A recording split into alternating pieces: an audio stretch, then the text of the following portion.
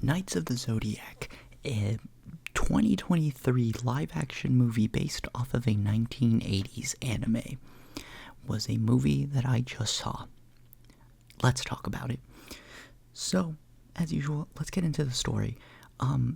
It's convoluted for a movie, but I think for an anime, it probably makes a lot of sense. I don't know, I'm probably gonna have to watch the anime now to understand this movie, because this very much feels like an overstuffed movie with thousands of episodes and hours worth of lore to cram into a barely 2-hour film. And what they did felt messy and confusing at times. Like, it started off relatively simple and easy to follow until, like, just randomly at the 3/4 of the waypoint, it just doesn't feel straightforward anymore and starts being very confusing. And, like, oh wow, maybe like 3 episodes of an anime might have filled in this detail. Even like 3 episodes of filler probably filled in that detail. But the story has potential, which is why I think that they even wanted to make a live-action version of this in the first place. Unfortunately, I don't think they put any marketing into this, so at least that means no one's expectations went up. But story has a Hot Pocket score, but it has potential. Unfortunately, they're probably not making sequels. Now, this movie really shined in one part and one part only, the cinematics. It was pretty well shot, and the action sequences were pretty entertaining. The CGI was not that bad. Like, I constantly thought it had a higher budget than it actually did, and that's pretty surprising because usually movies have a much... It had a lower budget than I actually thought it did, because usually a lot of movies have a much higher budget than I thought it did. I misspoke there. But it looked pretty good. The CGI was pretty entertaining. The fight sequences were pretty entertaining. So much so that if I just skip out all the plot, this movie's very entertaining. But the plot slows it down a lot and makes it a little boring, so I guess that's what happens. But the cinematics get an easy hand grenade score from me. The directing, like I said, really good action directing. There is just some things about this movie that just threw me off a little bit.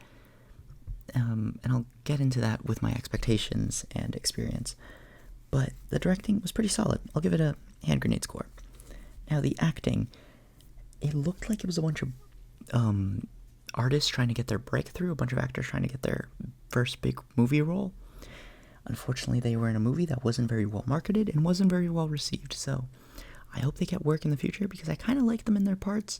They did well with what they were given, and I don't think they were given a lot, or a lot that was comprehensible.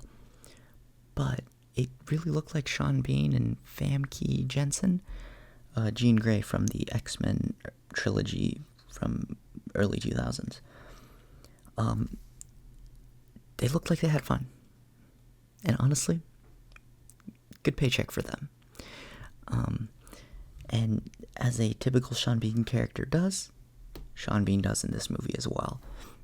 Something that I literally joked about with a friend before we watched the movie. I said, this guy's gonna pull a Sean Bean, isn't he? And he's like, what? And I'm like, you know, Sean Bean? And Sean Bean pulls a Sean Bean in this film, and it's kind of funny.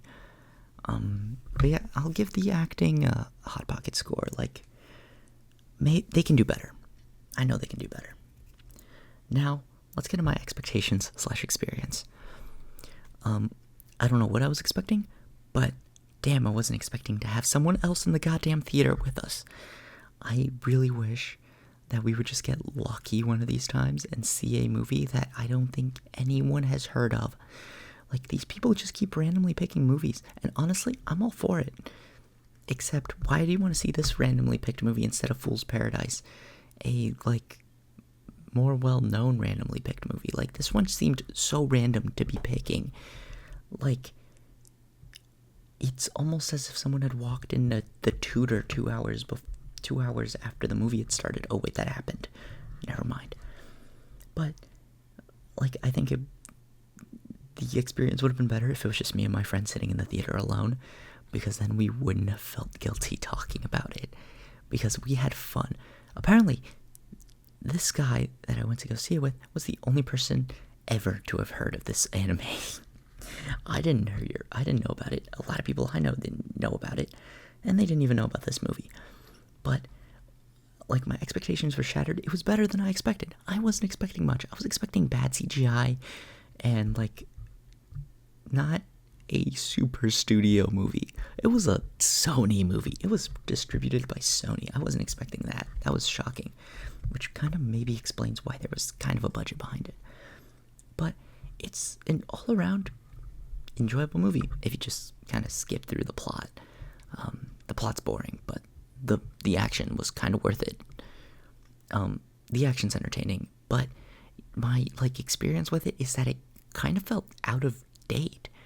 Like, it felt like an early O's in a 90s cartoon that was supposed to be a movie in the mid to late 2000s, but then the writers only thought about the idea in the 2010s, and then they only finally got the production, greenlit in the 2020s.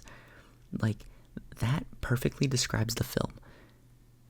And it's sort of what happened, because it was actually not a 1990s, early 2000s cartoon. It was a 1980s, late 80s cartoon, which makes even more sense if you think about it. But yeah, that's you know what? Hand grenade score. It was fun. With that, I'm gonna have to give this a Hot Pocket score. Mostly because, like I said, it's something that has potential, but it won't reach its potential since I don't think any more sequels will be made in this franchise. But it was an entertaining movie if you skip the plot. With that, this is a certified Hot Pocket movie. And, yeah, leave a comment down below if you've watched the original anime, or if you even heard of this movie. I guess subscribe if you enjoy, and I'll leave you guys to it.